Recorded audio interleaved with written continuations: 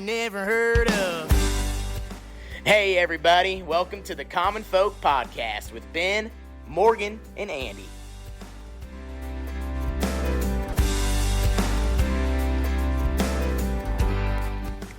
Welcome to the Common Folk Halloween episode. We should have had some good music.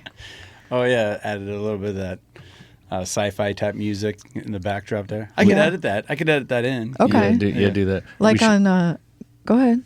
I was going to say we should have had Birgit record something a little special. Oh, I was thinking on Sirius XM, Carrie's Country, like that channel. Carrie Underwood now has her own. Nice. The last, 5-6 days, they've just had Halloween music on it. Oh, all right. It's a little bit too much. God, Christmas music's coming. I know. Oh, I don't like that. It is coming. It's coming. They already had Christmas stuff out the other day when I ran into Walgreens or something. I'm like, come on.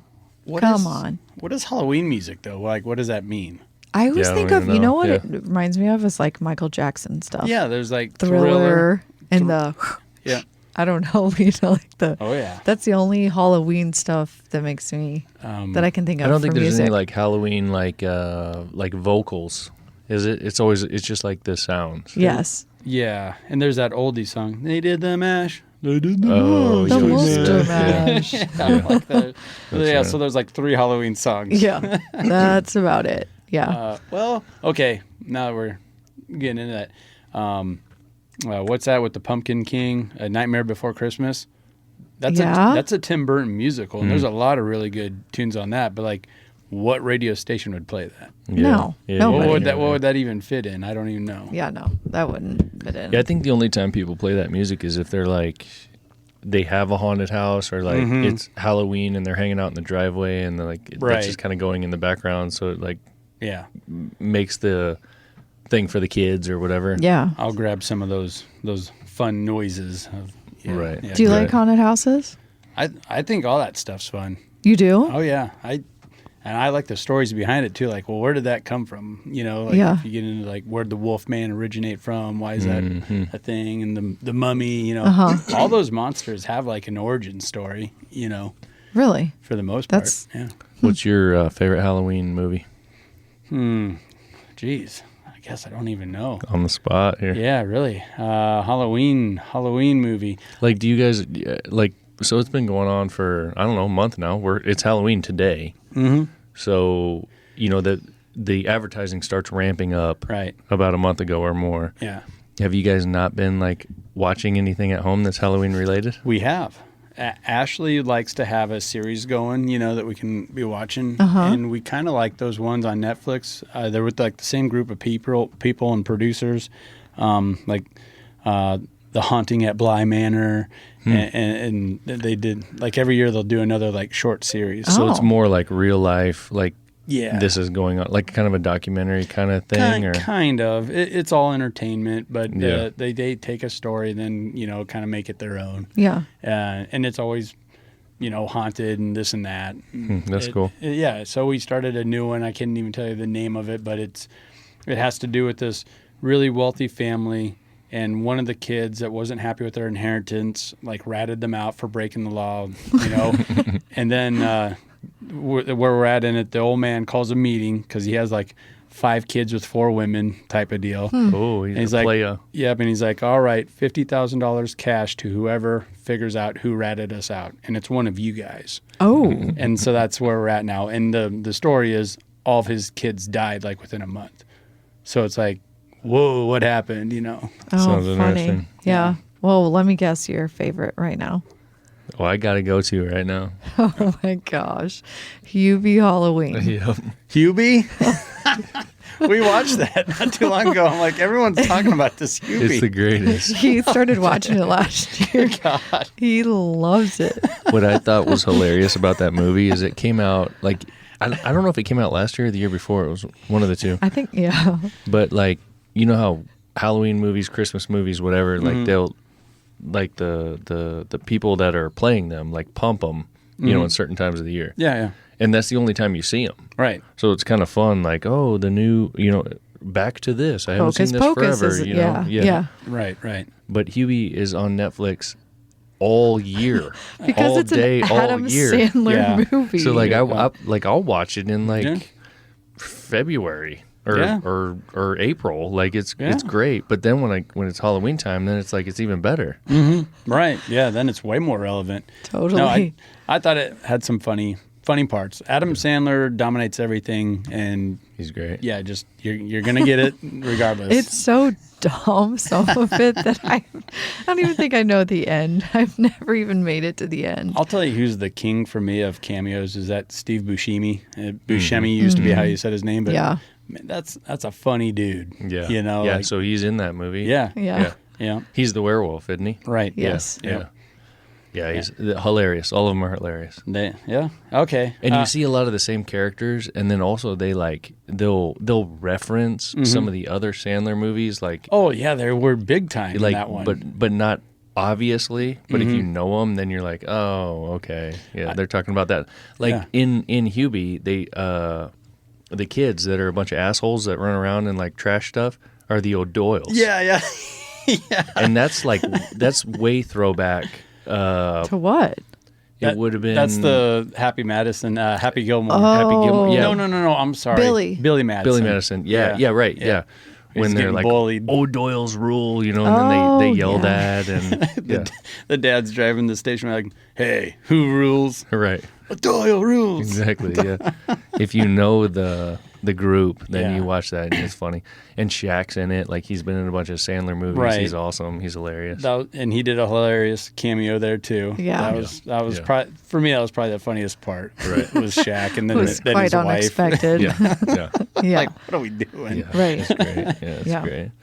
I do think, to your point, those Halloween movies, like the best ones and everyone's favorite ones, go heavy with the humor. Like they step back and recognize that. And with that same type of genre, just not over the top like Adam Sandler, but those Scream movies back in the early 2000s, I thought those were, frightening to a certain extent, but also pretty funny. Yeah. And then by Scream 3, they're just totally like poking fun at themselves. Right. Where she's picking up the phone like, all right, who's going to try and kill me today? Oh, I'm sure you are. Yep, you see me? Okay. Right, yeah.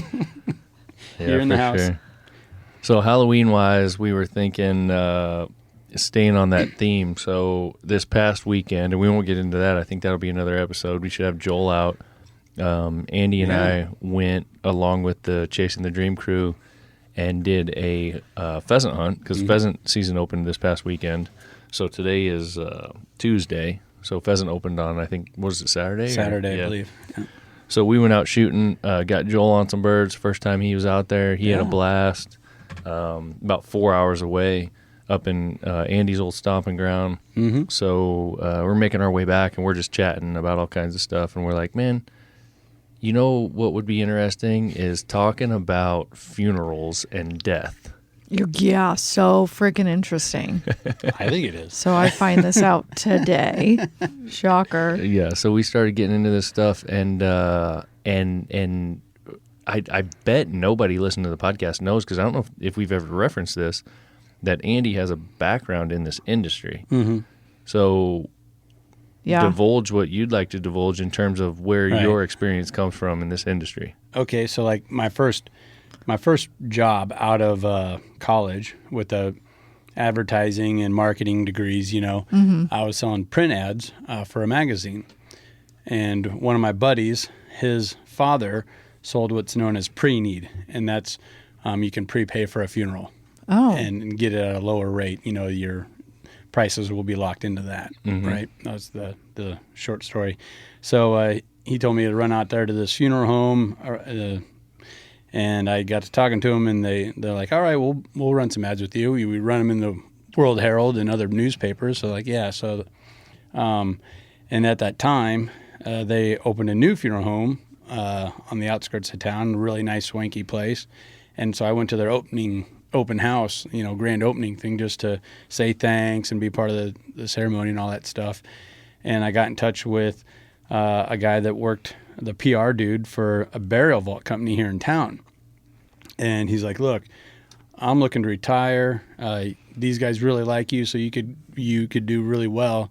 why don't you come down and I'll get you an interview with the owners. Oh. And so like my first big boy job, or, what you'd consider a career move, was a sales representative, PR guy, a little bit of everything for the burial vault company in Omaha. Okay. And I serviced about 65 funeral homes, all the way from Shenandoah, Iowa, up to about Sioux City. Oh, wow. So, yeah. So you were in the thick of it. Like, I mean, you got right in it. And that's kind of interesting, like how that came about. Mm-hmm. I knew you had spent time in this industry, but I didn't know how that started. It's kind of funny how things happen. Yeah. And I had that mindset in college because I was just looking at my degree and how vague it was: business management, and then I got a doubled up bachelor's of science in marketing. I'm like, man, that could mean anything. Dude, exactly the same over here. I did the same damn thing. Yeah, so. And that's the reason why I did it, is because I was like, this is so generalized. Yeah. I'm going to have a piece of paper. Yeah. This is what most companies want. And I've learned a ton of stuff I can do about anything with it. Right. Well, and I didn't want to pigeonhole myself either. So that's where I was going with this story. It's like, man, if you get a good opportunity here or there, check it out. And I had reservations. I'm like, man, a burial vault company? Like, what's this all about? Right. So like I asked around and people are like, man, that's a solid gig. It's not too stressful. Those people are great. And they were. A lot of people, I think, have a negative thought when they think of a funeral director as being like a gloomy, real gloomy kind of guy. And they're the exact opposite. They're very caring. They're super nice. And if you think about it, just think twice on it. They kind of have to be. Yeah. Because they're dealing with families like at their most vulnerable time and where their head's not even all there. And they got to kind of help them through this process. So I would say more than 9 out of 10 funeral directors I ever dealt with were just great, great people. Yeah. So where this kind of came from, we're driving down the road. We see this random tiny little corner hillside graveyard. Okay. And Andy knows graveyards and knows the backgrounds and all these kinds of things. He's like, man, that's such a strange setup, So we get to talking about the reasons why that one potentially exists there, what's going on with it, that kind of stuff. And then one thing leads to another. And then I start telling Andy, like, hey, man, I've got some thoughts on this industry, if that's what you'd call it, or this ritual, this whole process. The death care industry. Yeah. It's called death care. It is? Okay, there you go. I didn't know there's a name. It's called death care. Okay. All right. So, and then we were like, man, it's Halloween. Like, Halloween, you're talking about a bunch of dead people and spirits and all this kind of stuff. Like, let's just get into it.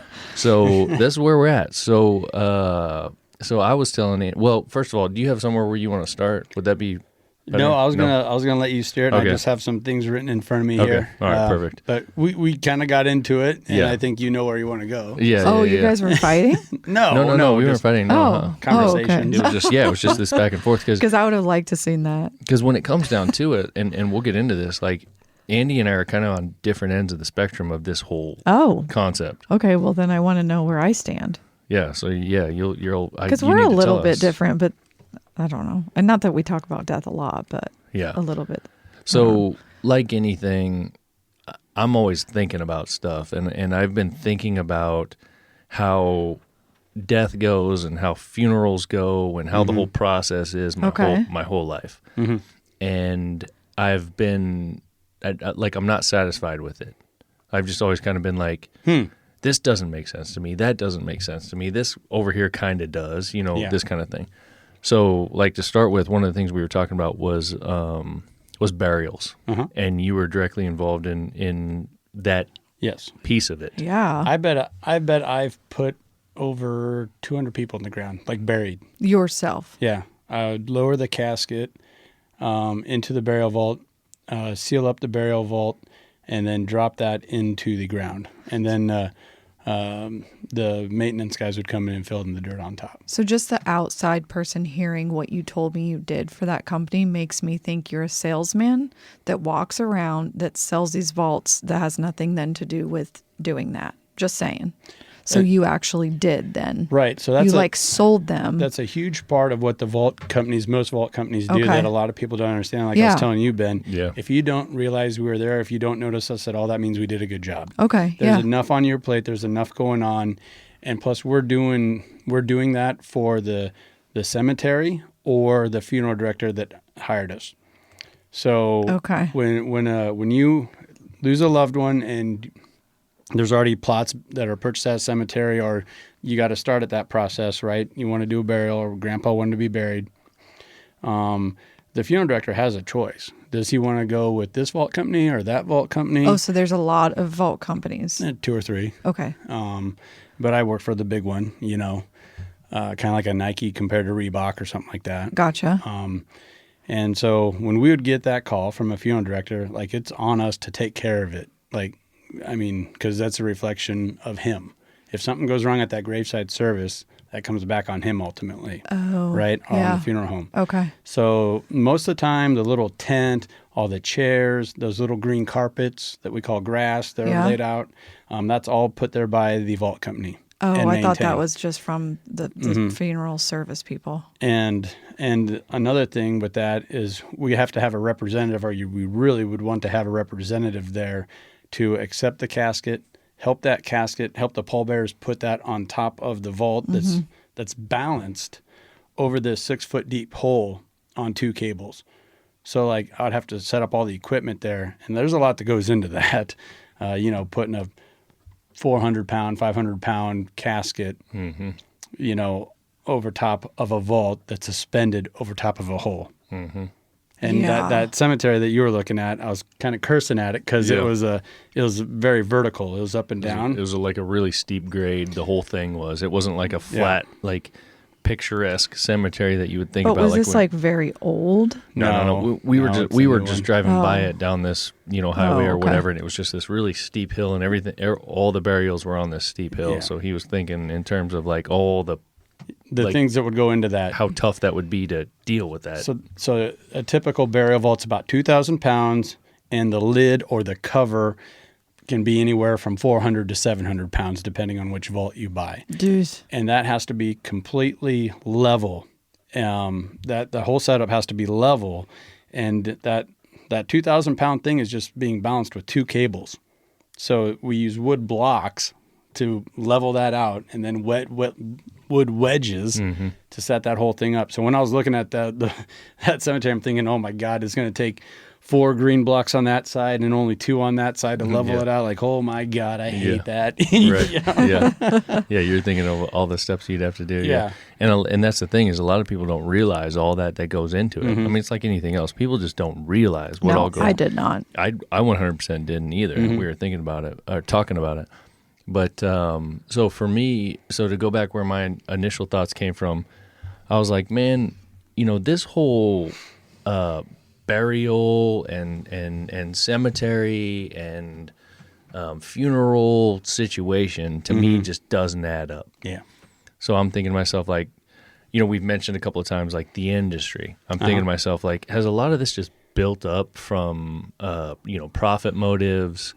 And have they just added things on, you need this and you need that and all this kind of stuff? And then I'm thinking about, dead bodies in the ground, and how does that work? 15 years from now, 10 years from now, 20 years from now, what is going on there? And for me, naturally, I'm thinking to myself, if we rewind to the origination of a funeral and of a burial, what was the point? And I don't know that any of us actually know that. There's probably some things we can read about, but do you have anything on that? So I did look into it, because we kind of came to the conclusion, it was like a lot of things, it came from a place, and then in modern times it met up with the capitalistic market, right? And then that's what may have put a lot of this out of whack, where everything costs so much, and you're thinking, man, isn't that kind of wasteful?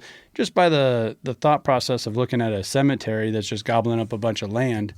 Well, wouldn't that land be better as a cornfield or part of the city? You know? So it's easy to see that argument. But I kind of looked into a little bit of this because I wanted a better answer for you today. And The Greeks actually had the conception of afterlife and ceremonies associated with the burial well established before the 6th century BC. Wow. So this is nothing new. So there's actually a lot of different texts and literary that emphasizes the necessity of a proper burial in the 6th century BC time.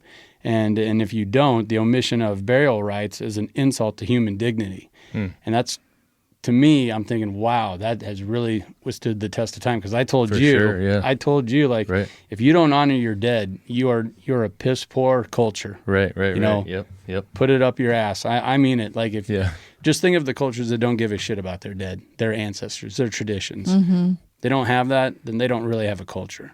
So, like, then that's kind of where we had the back and forth. Like, I do see a lot of value, maybe not in a traditional burial. Like, I'm flexible, but I think there's a lot to a proper funeral and saying goodbye and giving people closure and giving people the time, even if they're gone.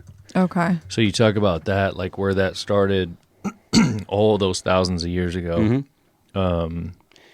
And that was one of the questions that was in my mind, like, where did this come from? Why does this, because it's a ritual. Why does this ritual exist? And what was the original intent for these rituals? Yeah. Is kind of where my head was when I think about what we do today. Well, and a lot of these in this ancient literature is about giving you the proper send off to heaven or the afterlife. Yeah. And that all kind of depends on where on planet Earth you were at back in these times. But it's also kind of curious. I was looking into this. A lot of cultures, whether they're around Africa, around Greece, Ireland, they all kind of started, or we can date it back to about the same time, and there's a lot of similarities to it. So I guess it's not surprising to me that we still adhere to a lot of those, because that's what we were taught. Regardless of where you're from, there's a lot of overlap to that. When I think about funerals and burial, like, the main thing that comes to mind for me is that, like, this is Mother Earth. Like, this is what we all, this is why we all live, or why we can, because, Mother Earth provides the things that we need to stay alive. And then, death comes, and then it's return our bodies. Ashes to ashes. Yeah, back to Mother Earth. So that was the reason why I was having trouble understanding the cemetery and the funeral and the burial process. Was, to me, it was like, shouldn't the body and all the organic matter and everything just return to the earth and just be absorbed and be taken on? So then you look at, just put a straight body in a hole. Right. Yeah. Okay. So then you look at things like the caskets and the vaults and those kinds of things, which preserve the body. So then we get into, and this is kind of like the gory Halloween side of this. Yeah, right. So then we get into, I remember my dad telling me a story, and folks who have listened know that, like, my dad's a police officer, had been for 30 plus years, experienced the situations where, someone gets buried and then crime investigation and so on and so forth, and that body has to be exhumed. Ugh, yeah. And so then they have to do that. Yeah. So here in the town that we grew up in, went to school in, massive cemetery, had been around forever. That's an awesome cemetery. Yeah. So much history, so much cool stuff in there. Yeah. So they go and they do that, and then Dad was telling me stories about, like, they would pull these bodies out, and there would be a casket of some sort, depending on what it was made out of, and everything is completely full of water, waterlogged, like, just a mess. Just everything is tore up, and he's like, "Oh, it's disgusting, man." And he talks smell, about, should have got a vault. Yeah, you couldn't even imagine. I can't. So then we go to that, so people start recognizing that those kinds of things are happening. That was a result of whatever the next level was of making a funeral a little more fancy. And then, but I mean, as far as the casket goes, but then there wasn't either the knowledge or the preparation done to understand how to, handle that. Yeah. And then the next thing is, oh, well, that might happen, so we need to build better caskets or whatever the case may be. And then we need to look at the whole vault situation, and then one thing gets added to another and to another. And you're like, money. There's definitely that in my mind. And then you also start thinking about, like, we're getting further and further and further away from what I was originally thinking. Oh, body straight in the ground. Yeah, of it just like, of the decomposition and absorbing in the ground and so on and so forth. So that's where my head was. Yeah. Well, let's go all the way back and we'll get gory, right? Yeah. Okay, so back in the good old days, a few centuries ago, most graves were pretty shallow. So you actually would be pushing up daisies. Like your body was... Yeah, I mean, you watch old movies and there's a hump above the ground. There you go. Well, a couple problems started happening with that. First off, if you weren't very deep enough, people could smell you. And if people can smell you, that means animals can smell you. So animals would start to dig you up and eat you. Predators would. Okay. So that's why there just kind of became a rule, like, got to get them 6 foot down. Yep. So that's why there's still 6 foot graves. So animals can't smell you and dig you up. So that was kind of the first thing that happened there. And then as far as like caskets and coffins and burial vaults, that's nothing new either. That's nothing that just kind of cropped up in the 70s and then the 80s when everyone had Coke money and now we're buying fancy vaults. No. I mean, just look at the Egyptians and how crazy that is. You know? And oh, sure, yeah. When they used to like wrap them and mummify them, or like they would build fake grave sites because of grave robbers, so they would throw the grave robbers off to go to that. Oh, and they'd be somewhere else. Yeah. So a lot of these things that we think of that are just happening now due to money and the American capitalist market, it's like, no, man, this has been happening for thousands of years. In one way or another. And I'll share with the recent history and evolution of it all. But I want to set the table that this isn't nothing new, and it's not as, I think, there's obviously a lot of capitalism to it. With some of the recent products being out there. Just about anything, I mean. Right. Yeah. But that was also something in Greece. Like, shortly after these ceremonies started happening, there was basically a 3-tier step way to do it. You have to have this service followed by that service followed by the burial. And like the rich Grecians, theirs would be out of town alongside the road where you would see them on the way in. So like there's like a pecking order to it and a clout to it. So that's nothing new. It's just kind of the way it's always been since its inception, as far back as we can tell. Right. But then to me, then by you saying that, then where did the breakdown happen? Like if we're talking about Egyptians and them putting people in tombs and doing all this fancy shit, then where did it happen in Western? We just decided to throw them in the dirt. Like, is that just because? Well, I don't know that we actually decided to throw them in the dirt. I mean, that was me. That was my mind. No, I know, but like if you think about movies or anything. Oh, you mean in putting them under? Yeah, I'm just saying. I think like, if you think about that, if people are, the Egyptians, what we hear about and what we see on TV and like Indiana Jones and all this kind of stuff, there is like these very important people in tombs. There's so many people you couldn't put every person in a tomb. Okay, duh, that's true. Yeah, that's what I was thinking of, like a movie that we just recently watched, and it's like... And that's basically a form of what's known as a mausoleum, and that's still very relevant, and there's mausoleums everywhere, and almost every cemetery has a number of them within their gates. And that's a standalone... And that's if you're special, you go there? As special as much money as you can afford.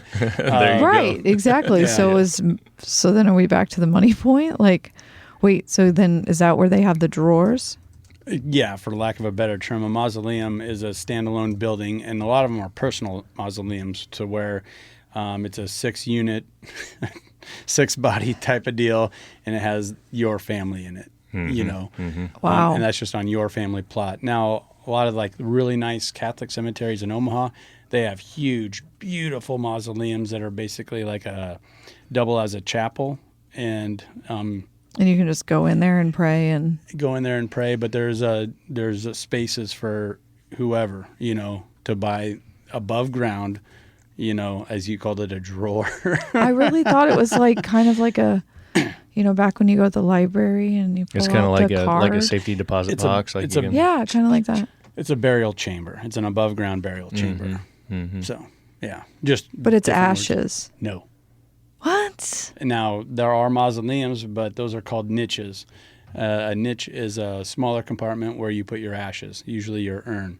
And there's some really cool older niches, like in San Francisco. I took a really cool tour out there at some cemeteries where they're glass doors, and the urns are just hundreds and hundreds of years old, and little knickknacks like dice that the guy used to shoot or whatever are next to the urn. Like, I think that stuff's pretty cool. Yeah. That you can be a great, great, great, great grandson of somebody and go and see his urn and whatever, his wallet and spectacles, his glasses sitting there next to the urn that he wore thousands And no of one's years tried ago. to smash that glass. What? I'm just saying, it's I mean, glass. it's probably like guarded and stuff. I mean, Like, people, I like the idea of Plus, you it, probably but don't that have seems very sketch. you like, probably don't have a bunch of assholes coming in there. I Like, just hope wanting to wreck not. stuff. Wait, but we got to go back to this drawer thing. There's actually a body above ground, full body, and you pull them out. They're in a drawer? Once they get put in there, they stay in there. It's sealed. They're not going to take them out. Yeah. But why are they not in the ground? Well, because, to Ben's point, we can't just overrun all the ground with graves. So Andy and I were we build up like bunk beds. Yeah. Andy and I were so we should get into that. So we were talking you about this guys driving down the got road. heated, I guess. So I told Andy, and I was like, "Man, you know what? Also is another thing. Like, I don't see how, in any way, that we have enough blank earth Ground. Yeah. Right. to continue to bury people on like a 5x10 space or whatever That's it is. true. Yeah. There's millions and millions of people, and yes, of course, the earth is huge. Yeah. But like, also a lot of ground is taken up by a lot of other things. How can we continue to do this process? Yeah. And Andy brought to my attention that in some countries and some areas, Yep. they have already discovered that they're out of space. Yeah, like in the 1800s, Greece already ran out of space to bury people, and that's a huge part of their culture, kind of where a lot of this originated as far as their traditions are concerned. And my personal story that I think you want to get into, it's Ashley's dad, so my father-in-law, his great-grandfather was, I guess, kind of like a famous public singer. He was a composer. Okay. And anyway, he died in the 1800s, and back then the tradition was, because they ran out of land, Yeah. you got to be buried in the cemetery for 1 year. And then after that 1 year, and you were decomposed, so it was just bones, then you got dug up, and then you were moved off to a common burial site. And I think the common was like a communal burial site. I'm not sure on that, but you got 1 year What? in the real cemetery, in the real grave. That's how they dealt with, they ran out of land. When you think about Greece, really rocky, tough terrain. Yeah. So you have limited areas where you could even do it anyway. So anyway, after that 1 year and they buried him up, there was scratches and claw marks on the inside of his casket. So you got to paint this whole picture. So if you imagine, this guy, and like a lot of them, gets put into a casket, Yep. gets buried, and then a year later they exhume the casket. And it's just bones. They open it up. They probably put the body somewhere else, whatever that makes it easier to handle the situation. Yeah. And they open it up, and on the inside lid of the casket, there is scratch marks. He was buried alive. Shut the fuck up. So and then I can't. Yeah. This is morbid It's terrible. shit. It's pretty scary. Why did they do that? I mean, you think, like nightmares, they originate from somewhere. Like, it happened. Yeah. Like, that's a family story. They probably, yeah. And so a few things led to that. They didn't want him anymore. Around. His singing was terrible. No. They put him out. No, well, Oh my gosh. so a couple of things led to that. And first off being, back in the day when you died, you didn't just get to wait around until the weekend or next week when everybody could take a day off and go to your funeral. Okay. Because there was no embalming or that type of stuff. So that funeral service happened quick. And so you were buried about a day, 2 days after you died. And a lot of times, maybe not a lot of times, but enough times to where there's evidence of it, people were buried alive because it was done with such haste. So that led to some other things that Ben was questioning, like, well, isn't that just a waste of money? Why do you got to do this, this, and this? So one of the things that, you're kind of expected to do now is have a wake service. Well, you wake up. So you have that That's service. why it's called that? Yes. So you just take a day where everybody can come and say their piece and mourn them. And hopefully you'll just sit up in the casket. And the guy might wake up.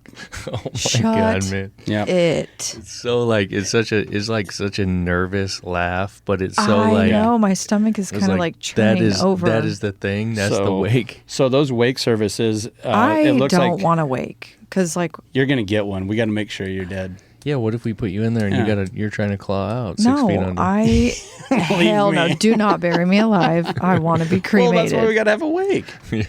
So the originations of wake service, we can trace those back to Ireland, once again in the 6th century, and it shortly spread after that to everywhere else. And a big reason, as story goes, folklore goes, Irish people, they tend to drink, right? Yeah, I've never heard of that. But... So, and their big old steins that they would drink this ale out of was made out of pewter. And the alcohol would eat the lining of that pewter and it'd make that into a more toxic concoction than what it already was. Oh. And that would knock your ass out, sometimes 2 days at a time. So the Irish had to put in things like wake services to try and catch that. So crazy. You want some more fun stories? Yeah, get it. Yes. Okay, so you all heard of the term dead ringer? No. Yeah. Well, that's you a got, dead ringer. yeah. Okay. That's a dead ringer. Yeah. Now, there's question as to where that originated and where I believe it originated. And the story that was told to me was when this was happening, especially in Ireland, because they were screwing up so many times and accidentally burying people alive, the caretaker of the cemetery would bury them and in their casket have a little rope tied to a bell at the top of the ground. And when the guy would wake up, he could pull the rope and ring the bell. Hence being a dead ringer. Oh my gosh. Why did we even put them in the ground so fast? Like, just slow 'Cause they your were roll. getting Andy Just said it slow earlier it down. because if they slowed it down for everybody, which the majority of the people are actually dead, that they didn't have the practices at the time. We don't have like an autopsy group back then. No, but for sure. And they didn't have the practices at the time to like preserve those bodies, so stuff would get like stinky and nasty real quick. But if you're not dead, you ain't stinking. Yeah, but they didn't want to Right? They didn't like want if you're to just I don't know. sleeping. they didn't want to have to deal with and probably put the families through Right. the look and the smell and that's all the just- situations. So they were just grabbing people and it's, hey, Yeah. that guy just died. They would get covered in flies quick. 10 a hours lot of from them now, were disease-ridden. We're doing a burial. Yep. Yeah. And that also gave way to sayings such as "saved by the bell." You were saved by the bell. Yeah. This is getting better. And then on top of that, another one sprung from that. The caretaker or cemetery worker that got stuck with that's the graveyard shift. The overnight work. That's the graveyard shift. So then that guy's like digging. If he hears that bell go off, he has to go find that grave and dig that son of a gun up. And then you probably have like from the Halloween side of things. Why like, do we not have more stories about this? Like, I want to hear someone that got dug up from a grave. I don't know if you're gonna find that, but we can we can hunt around. Yeah. So if you think about it, like the influence that maybe like just the spirits and stuff had, like what if some spirit was making that thing ring and freaking the graveyard shift guy out? The wind blowing the bell. Yeah, So he yeah, goes or and digs whatever. it up, Yeah. and it was just the wind. Yeah. Yeah. I mean, No, the guy probably already died. You're too slow. You didn't dig fast enough. that could be too. See, this and they didn't have solidifies backhoes. exactly why I do not want to be put in a box. I am claustrophobic anyways. And then I wake the fuck up alive. Oh So my gosh. when I can't. So when I was looking up some of this and making sure I had the terminology and some of the dates, ballparked at least, I saw a pretty cool old ad when people were like scared of this in the 1800s when print ads were a thing in newspapers and stuff. And so you can picture a mausoleum, what it looks like. Yes. And you guys have all been in one. Right. This guy was advertising this new mausoleum where the doors the backside of the doors had like submarine handles, like, that you could open like that. So if you were a dead ringer, if you did get buried alive in this mausoleum, you could let yourself out. Like that's nightmare fuel right there. Like what if 100%. what if that door starts to open and you're like, oh no, Jerry, we embalmed Jerry, he is dead. And you're like, well, the door's opening. Like, there you go. That's the start. And I never really thought about it until you just said that, like the graveyard shift. Like, I've just always thought, like, it's night. Oh, when I imagine graveyards, it's dark, it's scary, whatever. Yeah. Like, people work at night. But you hear that and you're like, oh, that guy's got the graveyard shift. He's sitting there waiting to hear if the bells start ringing. Yeah, sit there throughout the night. And the doors start opening. So crazy. So crazy, man. Yeah. So when did all this change? Like, just slowly we start getting better with, well, obviously over time, and we're not ringing any more bells. And here's where it really changed. Modern science, right? Yes. And some of this stuff dates back to even the Egyptians with embalming. Okay. When you drain somebody of their blood and fill it up with some embalming fluid, they're dead. Okay, this might also really sound weird. I really don't. So, like, that's what they do. They drain all your liquids and then fill you with something else. Yeah. Like what? What are they filling you with? It's called embalming fluid, and it's very toxic. That's all I know. It's like formaldehyde and and things it's like supposed that. to then just make you not smell. Yeah, you'll still smell, but it doesn't make you smell as much. It stops you from decaying as fast, and it keeps you looking like you're alive. But your veins are you're full. still gonna decay. Oh yeah. So well, eventually. Yeah. But it takes a long time. That's the point of it. Okay. All right. Sorry. So keep going. So science evolved, and then. Well, that's what I was saying. Like once you're embalmed, or once you go through like an autopsy, and they open you up and take your heart out and send it off to, a medical center to check out, like you're dead. Yeah, right. You're very dead. Yeah. So, do you have anything else on burials? Because I want to get into what is it that you want done? Cremation. I want to get into cremation a little bit. You have anything else on the burial topic? Well, so there's that rift there, like, well, gee whiz, why do we have to buy all this stuff? Yes. First off, the casket. And then we got to buy a burial vault. Okay, and then before we do any of that, we got to go out to a cemetery and got to buy a little plot of ground, a 4 foot by 8 foot plot of ground. And I don't necessarily view all that as wasteful. In fact, I think that's given somebody some dignity after they died. And I'm staunch in that, a good society is one that cares for their dead. And there's different ways to go about it. So I'm totally open with cremation and different rituals and new traditions. I'm on board, but I do think that everybody deserves a service, a funeral, acknowledging that they were there, and then properly saying goodbye. And there's been thousands of tests and studies and things done where people try to just kind of get out of it, like just forego the funeral. Like we're all going to remember Dad. Let's not do anything. Let's just have him cremated, and then we're not going to take him to a cemetery or anything. And the remorse and regret and the feeling that every family member has is just so terrible. And they all come to the same conclusion one way or another, a year, 2 years, 5 years down the road, we need to do something. We need to put him in a cemetery.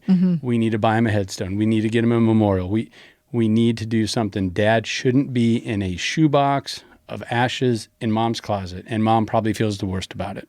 Yeah. So, and it's all part of a natural process that I think we all should go through and need to go through, of saying goodbye. Give them their dignity. That I think there's a big psychological component to that. I think when you and I were talking about it, I mean, the word is closure. Yeah. So it's people, mentally needing that process to happen for the closure, and then they can move on. And I told you that story of the scuba diver.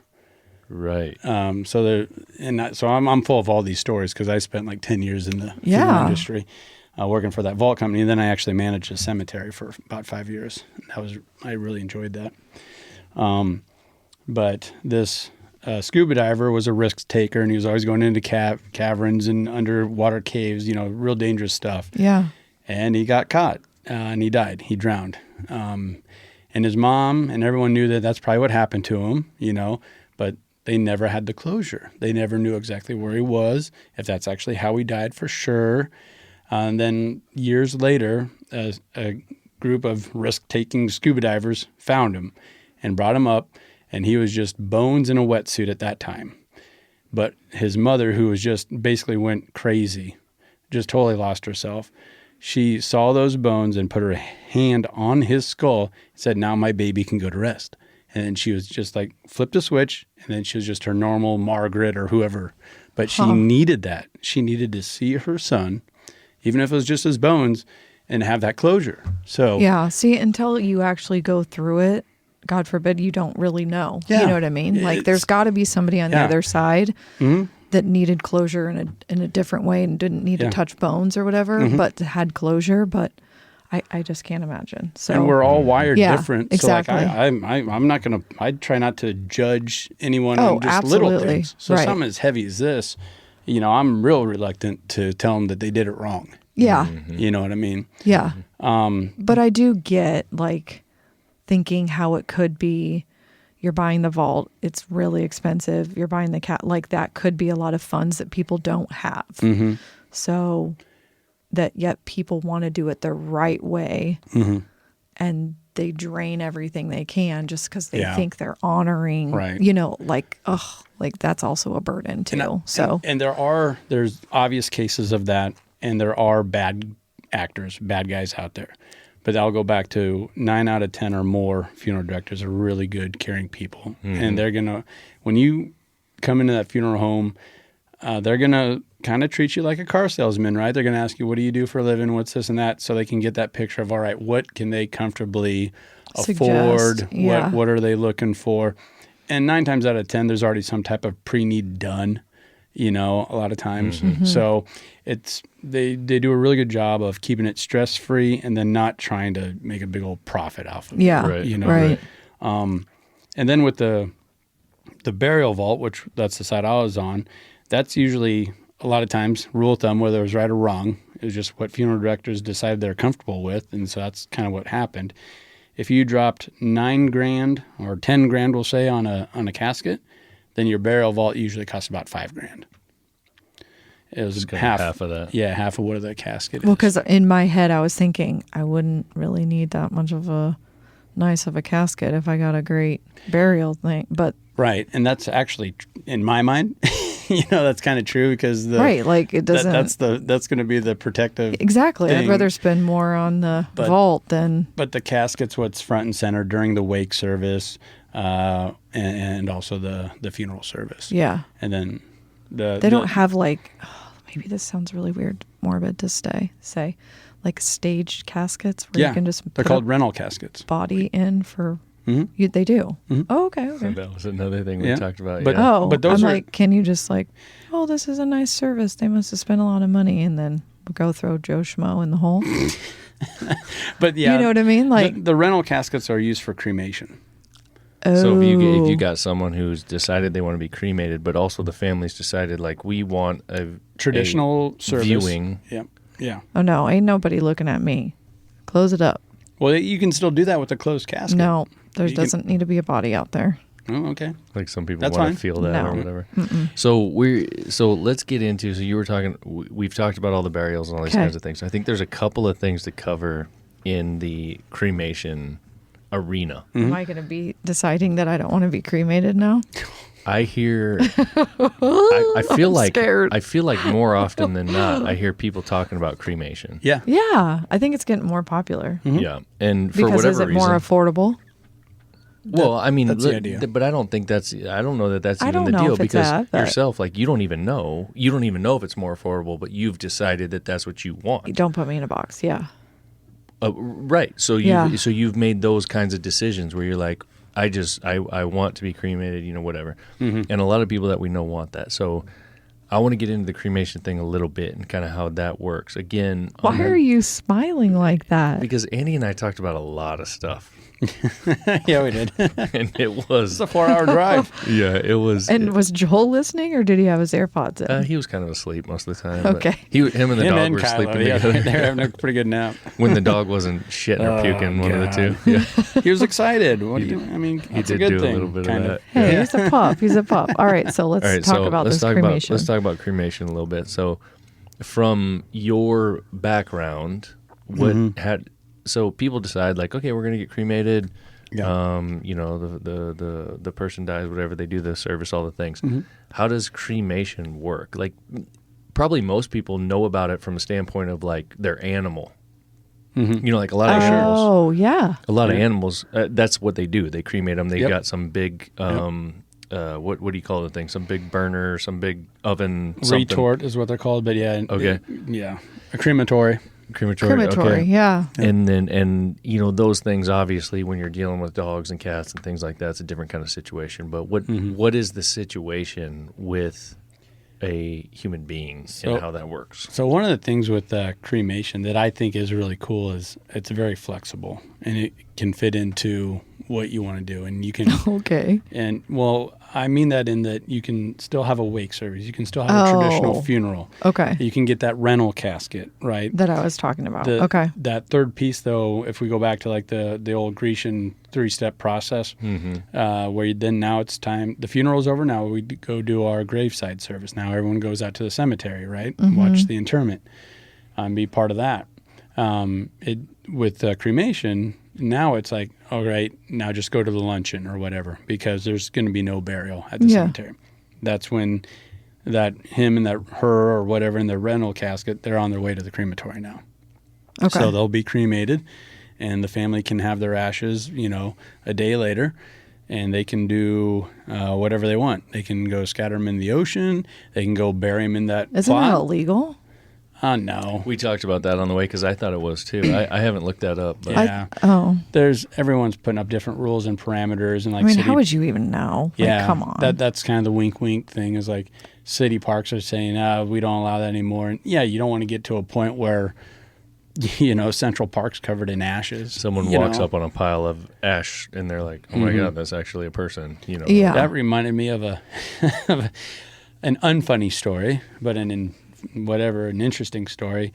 It was a home invasion. A home got broke into, and it was a really fancy looking urn, but it looked like a jewelry box. So the people that were robbing this house just took it. And then once they broke into it, they found out that it was an urn and there was ashes in it. And this happened right around here. Oh, wow. So they actually, the perps went to a city park around here, and they just put it in a tree and waited for someone to find it. And all there was no names on it or anything because it looked like a jewelry box. This fancy urn did. And so it just had the tag, like a dog tag, like on a veteran. And it just had the name of the crematory and his tag number, and it got taken to the crematory, looked up the number, that's so-and-so, and we were able to get those ashes back to the family. Wow. Yeah. So are you willing to talk about the actual process? What about the process? Is it that involved? Okay. You want to talk about like if someone had hip surgery or something? All those things. Like putting you So I'll give in the you burner? I'll give you the overall view from someone like me, the common folk who haven't been involved in this situation. So I'm thinking cremation. I'm thinking, yep, that's what I want to do. It's what my wife wants to do. It's my parents have told me, like lots of people say they want to do this. So I'm thinking to myself, all right, cool. That's how it's going to work. So they're going to get put in this device, whatever you called it. I can't remember. Retort, a crematory. the roaster. Okay, yep. The I don't know about it. Yeah, whatever. Crematory. Yeah. Okay. Sorry, and- trying to make light of this. It's not funny. It's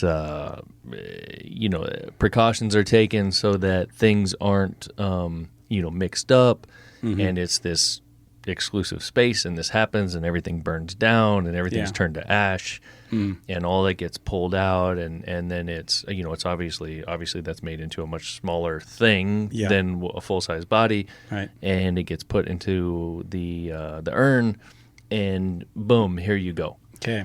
So from the Halloween side of this particular episode, for people to get a little bit better understanding of how this actually works, this blew my mind. Oh, okay. So. Oh gosh. So back to that story where we were able to get those cremated remains back to the family. Mm-hmm. There was that tag.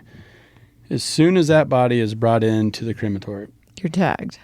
That tag is put on top of your box. And 9 times out of 10, you're in a cardboard box that's taken out of that rental casket. The rental casket folds down, and we pull that out. And then you are put into the retort. You mean the full body Yes. is put into... Yep. You're in a 2.5 foot by 6 foot, And whatever, you're 7 clothed at this point. Yeah, whatever. Okay. Not always. I would say, depending on what you did. If you're coming from a funeral service, obviously yes. If you're coming straight from the morgue, no. You're Okay, I gotcha. just coming straight after the autopsy or whatever, Okay. or after you were pronounced dead at the hospital. It's like straight up Men in Black or Yeah. or Bad Boys. Like you got all these dead naked bodies in bags. Yes. Okay. That's what I'm picturing. So then you get put into like what you're picturing, like an oven, Yes. right? And then you're cranked up to 1,500, 1,600 degrees. Flames are blown on you, and that tag stays with you the whole time. And it's tempered hard metal, like dog tags are. And you run your course depending on how big or little you were. Is how long you're burning? Yes. And what's the range? I Like mean, a day, or are we just talking like... No, just a couple hours. Oh, whatever. okay. And the gas company can actually tell you, because they've got honed in on how much propane you use and stuff like that. They can tell you. They could tell us like how many we did in a day. Oh, I mean, from the usage. Really? There was a really talking about bad actors, straight up asshole, and it's kind of a famous story in Georgia. He was doing cremations for way cheaper than everybody else, and so he was racking up a nice little business for himself. And everyone's like, how in the hell is he doing that? How in the hell is he pulling that off? And the gas company actually got a hold of like the NFDA, National Funeral Directors Association, and other parties are like, there is no way that he's cremating everybody because he's not using enough gas. We know because we service these other funeral homes and crematories. Yeah. Like, shut up. Like, this is not something pleasant to think about. Yeah. We don't like to think about it, and maybe he has a better retort than you. It's more efficient. You don't know. You don't know. Well, sure shit. He was bending the rules in a big way. He was burning wood and then just giving you those ashes back. And he had a lagoon behind his crematory, and he was just throwing bodies in this big old lagoon, this pond. And there was a 2-year drought, and a local pilot flew over, and he could just see all the freaking bodies in the water. So, I mean, there are bad people out there. I mean, I thought you were just going to say like there were alligators or something in there too. That would have been pretty smart. No, just a bunch of dead bodies. Okay. Yeah. Well, he's so anyway, stupid. that's one story. Okay. So there's a fun little Halloween story for you. Yeah. So anyway, once you spend a couple hours in there and you're all burned up, it's not like there's just fluffy ashes. What's left is your hardest bones are still there, that tag, and like if you had a hip replacement, your hip's in there, or right, because it's metal. yeah, or if you had a bunch of screws put in because you broke your ankle or whatever, Knees. Yeah. all that stuff's still in there, and the new hips, the ones Like that are that more one efficient. guy on Christmas Vacation, like the big plate in his head. Yeah. Like that's going to be there. Yep. All of those things. All those things are going to be in there. And so then you're pulled out and all your bones are kind of put into this processor. It's basically an industrial blender, and it will grind up your bones. But Okay. before you go in that grinder, though, you got to go through it with a magnet to pull out those screws and everything else, Yeah. those metal pieces. And also, if you have a pacemaker, Yeah. that will blow up the whole thing. It will blow up it. So it has to be taken out. I never got to see that or was never part of that, but I heard that one of our retorts were messed up because a pacemaker got left in there. When the dead pacemaker body goes in there. the pacemaker needs to be taken out Yes. before Of the the body goes body. into the thing. Yes. Because If the it pacemaker will explode. Yeah. It'll explode under that heat. Mm. So that needs to be removed. So then all the metal pieces obviously are just thrown away. They're thrown out. And there are people that like to recycle them or collect them or whatever. So those are put off to the side. And I think a lot of like medical practices like to see the wear and tear. Like, oh my God, this guy really went through his shoulder. Or this hip withstood. We would always set those aside Just for study. For science. because somebody would always be by to pick that stuff up or to recycle it. Yeah.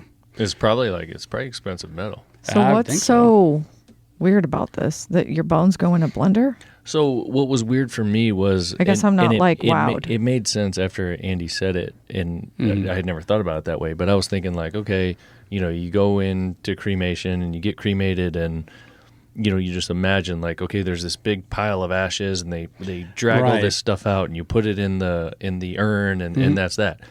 But in reality, like skin and tissue and It's all gone. all the soft stuff actually gets vaporized. Yeah.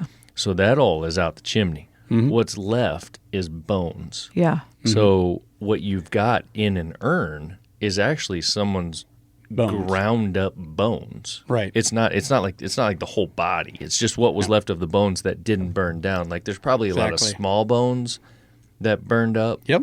But it's just like the big chunks Yeah. within your body, like probably your femur, your skull, Yep. your backbone, like I mean, I your guess shoulder. I just figured Skull bones fragments. burned. I didn't know they had to go in a blender, but I figured like skin and all that stuff was like So it would burn away. I Right. figured it was just bones. You did not. So No, I totally thought that stuff was no, like, and so a lot of people think it's going to be fluffy, light ashes, and then they get Oh. back a bag like the size And of a it's football. probably that's heavy. and it's dark gray. It's not just like this perfect white, ashy, light thing. And that's another thing. Like if people would have known that dude in Georgia wouldn't have got away with that so long because he wasn't giving them back. he was given actual He was giving ashes. them Ashes. wood. And you had talked about, and I can't remember this exactly, but basically the grinding process requires something that gets added in there or something along those lines. Was that? We just got to take those screws out. The magnet, you got a big old magnet that Okay, we so kind you of go take all through the that bones. out, Yeah, and then you got this industrial grinder that chops up all these bones. But wasn't there some kind of like something that you said made it like the sandy texture or the light texture or whatever? Was there not anything else? no, I might have picked up on something different there. I have one story, and I'm reluctant to tell it because it could. But what the hell? Right? Okay. Here we go. If folks who have stuck around long enough for this part, Yeah. here you go. I mean, it's like what you're saying. It's funny in such a terrible, terrible way. I know we're like laughing, So, but It's a weird laugh. so It's weird. weird. Okay, we'll go ahead. Might as well just add to it. And also like everybody's dealt with different stuff. When you have to be very, very careful when you're cremating an obese body, because all the body fat and that grease will ignite Yeah. and get extremely hot, and it'll burn really fast, and it causes all sorts of problems. So like where you normally put a quote unquote a normal person in, right? Us. And Normal, or like average size. and you put it to the normal temp, whatever, 1,200, 1,500 degrees. You absolutely better not do that with somebody that's obese or morbidly So like obese. slow and steady. Yeah. And even there, So it's kind of like doing like a pork Like shoulder. a roast. I was just If the pork shoulder, like when you get that thing, if you look at it and you're like, man, this thing's got some. You keep that away from the firebox in the smoker because it will ignite the smoker. yeah.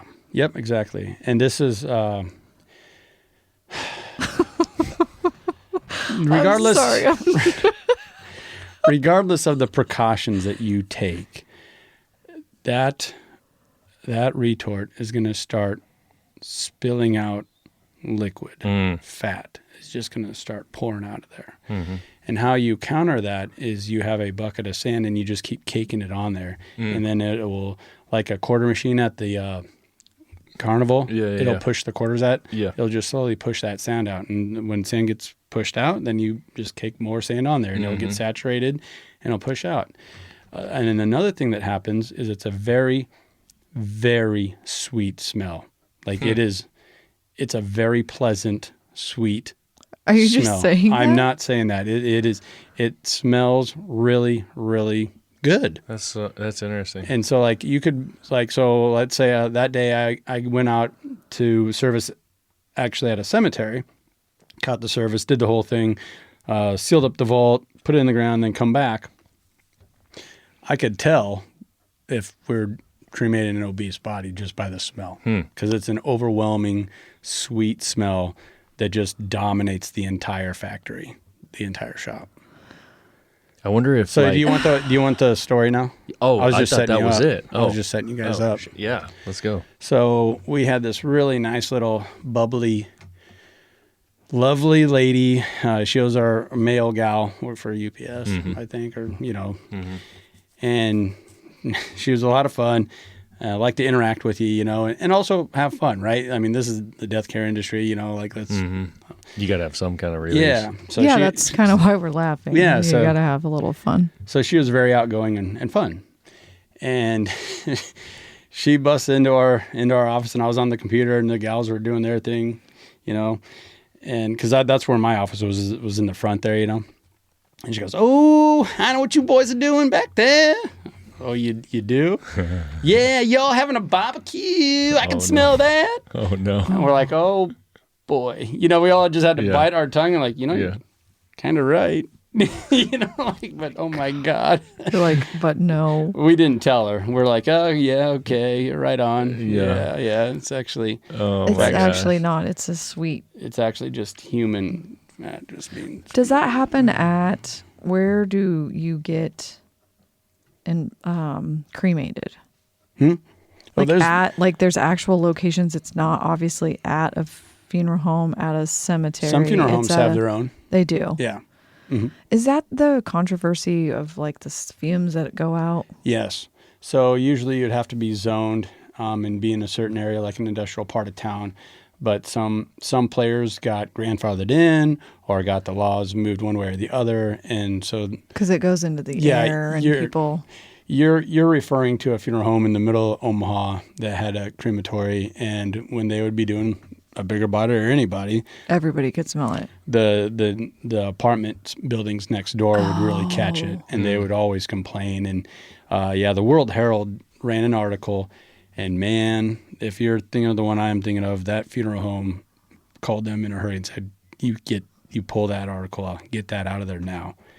And another thing that you don't know unless you're in it, obituaries are a big part of why newspapers still exist. Like, it's ridiculous how much an obit costs. I will admit to that. Which I don't have a dog in the game, a dog in the fight. Isn't it You some have kind to pay for that. Well, I think Yeah, it's some kind of and a lot. requirement too, isn't it? I don't know about that. Like somehow you have to announce it or something. Yeah, I suppose. Wait, it's so they probably- make you? They make you pay the newspaper to? You don't have to get an obit in this or that, but I do think there used to be some type of law where you have to acknowledge that someone died. It'd be some kind of announcement. Like I think it's probably some old school law that like everyone and like when you went back to times when there was like way fewer people, like everyone needed to know Yes. this guy died because you might have debt with him or he might have debt with you or whatever. Like it was required to be announced. But or something along those eventually lines. that's got to go away because. And I really don't. I want to be careful there. Like, I don't want to throw shade at our local newspapers. I don't want, because they got to do what they got to do to survive. It almost felt like maybe they were taking advantage of a situation. And that funeral home is a great funeral home as well. They just wanted to have their own retort, Right. Right there. within their. So were they able to keep it? Oh. Oh my gosh. This is a loaded question. Yeah. So they had a couple issues. Okay. And it culminated in the retort actually catching fire and the funeral home catching fire. Whoa. And since that time, they've remodeled and moved and stuff like that. Okay. So it kind of Interesting. Yeah. Yeah. And there's old articles that you can look up if you really want to get into what happened there and that type of stuff. But it happened. They dealt with it, and everyone tried to help out and was empathetic. Gotcha. But their retort ran a little too hot one day. Oh. Yeah. Okay. Yeah, that Maybe they ran out of sand too. One thing I know for I don't know. fact is that fat is highly flammable. Yeah. Yeah, I know They that do for a a lot fact of too. barbecue, Yeah. and that's like See, that's the quickest way to catch a smoker on fire. Yeah. Yeah. But yeah, no, that's crazy, man. That's crazy. The process. My mind's going 100 miles an hour. What's the process called again? Cremation. Cremation. The cremation process. I was like, wait, let me think of a different word. It is there's crazy, but I There's guess so much more to it than I thought. Oh, okay. I mean, there's definitely that big blender. I'm visualizing like bones going, like Yeah. did not know that happened, but I figured that you wouldn't Yeah. get all of somebody. And a lot of this stuff was kept under wraps or still is or I think the main part is people like don't want to know. Yes, Like, that's the thing. Just Yeah. keep Yeah, it, right, keep right, it back. right, Right. Yep. Yeah. So maybe we'll put a disclaimer in this, like if you don't want to know, don't listen. You know what I mean? Yeah. But if it's all very practical. It makes sense in my mind.